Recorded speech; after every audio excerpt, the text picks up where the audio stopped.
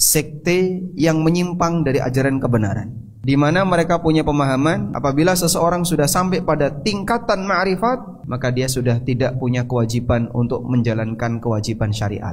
Menurut sekte yang menyimpang ini, manusia dalam menjalankan hubungan dia dengan Allah itu ada 4 tingkatan.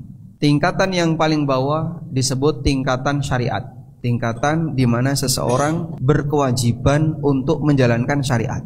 Amal wajib harus dikerjakan, amal sunnah dianjurkan untuk dilakukan, amal haram tidak boleh dilakukan, dan seterusnya.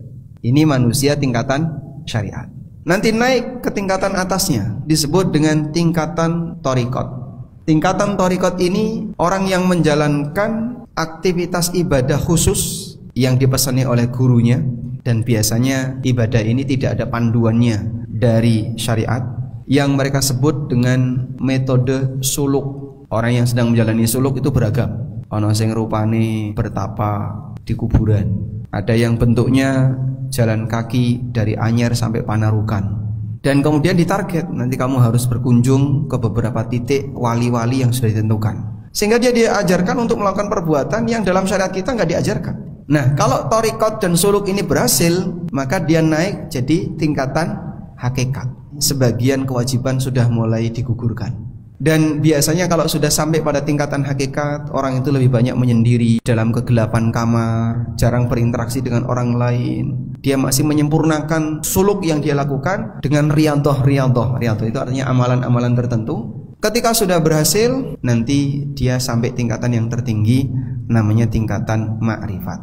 Nek wis malbu tingkatan ma'rifat, dia punya keyakinan hululiyah. Akidah hulul itu akidah menyatu, maksudnya manunggaling kawula lan Gusti.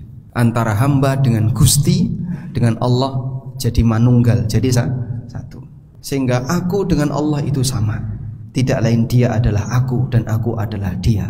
Nek wis merasa bersatu antara dia dengan Allah, maka dia menganggap dirinya sudah tidak berkewajiban untuk menjalankan aturan syariat.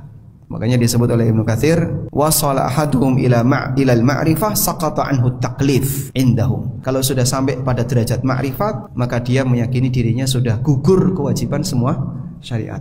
Tidak lagi berlaku hukum halal haram, sudah nggak ada. Dan mohon maaf, sebagian di antara tokoh-tokoh yang terkenal di negara kita itu punya keyakinan seperti ini, sehingga sampai dijumpai orangnya nggak sholat. Lalu kata Al-Hafidz Ibnu Katsir, ini adalah bentuk kesesatan dan kebodohan. Padahal para nabi yang mereka punya banyak kelebihan, orang yang paling tahu tentang Allah, yang paling ngerti tentang ma'rifat kepada Allah, tahu tentang hak-hak Allah dan sifat-sifat Allah, meskipun demikian mereka adalah orang yang paling rajin ibadah sampai ketika mereka mati.